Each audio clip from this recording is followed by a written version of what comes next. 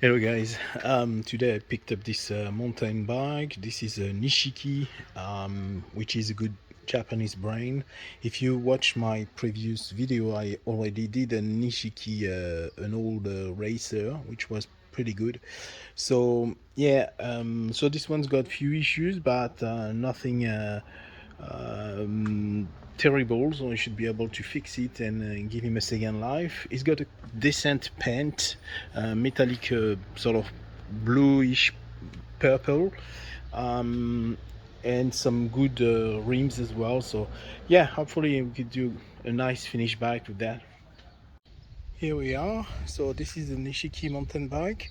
So obviously for you it's a few seconds later, but for me it isn't. It's been a long process to end up here. So I replaced the four cables, the two brake cables and two gears cables. And when I did the gears cables, I found out that the gears lever system on both sides they didn't work properly, so I had to clean up everything and use some WD-14 there to get it back to the normal position. And yeah, after all, it actually worked.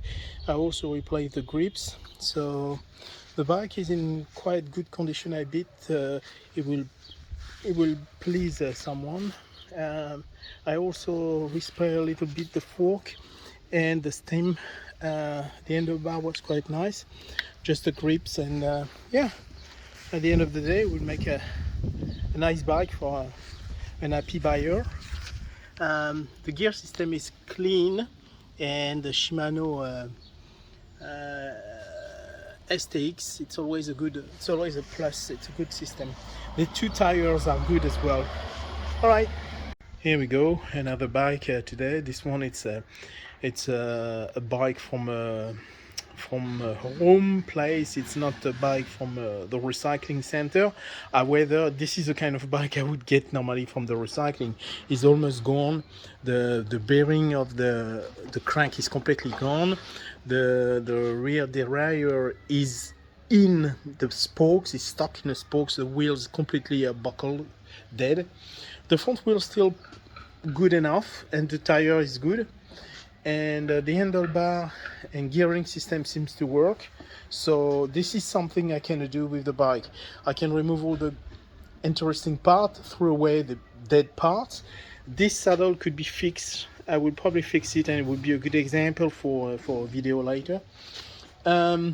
The frame is interesting because it's it's a very big frame. As you can see, it's a very long tube here. So even on a picture when somebody advertised the bike, this tube from here to here, if you see, it's a very long part, and it's easy to compare with the brake or handlebar, and you could see it's a very big frame. So even if it's a weird angle, when you look at the pictures online, you could see this one, it's an XL, even maybe an XXL.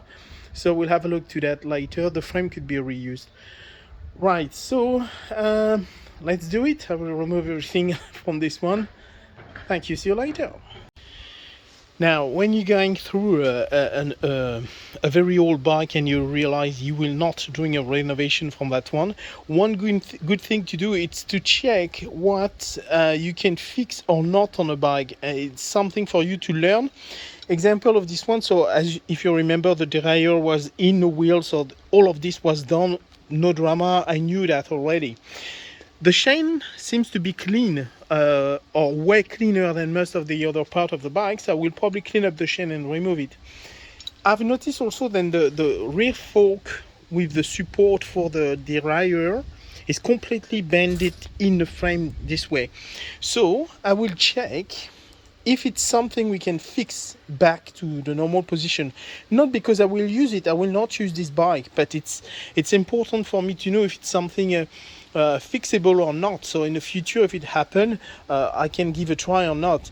I'm curious about that because it's an aluminum frame. So in general, aluminum brake, we can't really bend back to the right position. But I'm curious. I will have a good look So yeah, it's always a good thing to do. On this one there is plenty of parts and I can reuse anyway, so it was a good deal for me. But it's also good for you to learn something about something repairable or not. It's good to have a good look. Alright, so at the end of the day, I'm quite surprised, but it's actually worked. I didn't even hit the metal and it's been able to bent back to the almost normal position, this part of the frame, which was completely bented in. If you look at the video previously, you will see this was quite badly damaged. So this is something we can do, and it's something in the future, if I believe the bike worth it, I can do that to fix it and to reuse the frame. So it's something important to know. This is a specific frame with a quite big, thick aluminum part here, so it's something to remember. They are not all built this way, and this one is a big one anyway. But yeah, so it's possible to do something with. Good to know. A little tip, guys, if it happen, if you have to remove a cassette on your bicycle, if you remove the full system, the gearing system, so what I suggest to do is to use a zip tie like that, and when you remove the block, immediately zip tie all the pieces together. So basically all these parts have an order, obviously, and you have some spacer in between, and they have a really different position, so it's better to keep them together. And it's not even complicated to clean up them if they are attached this way.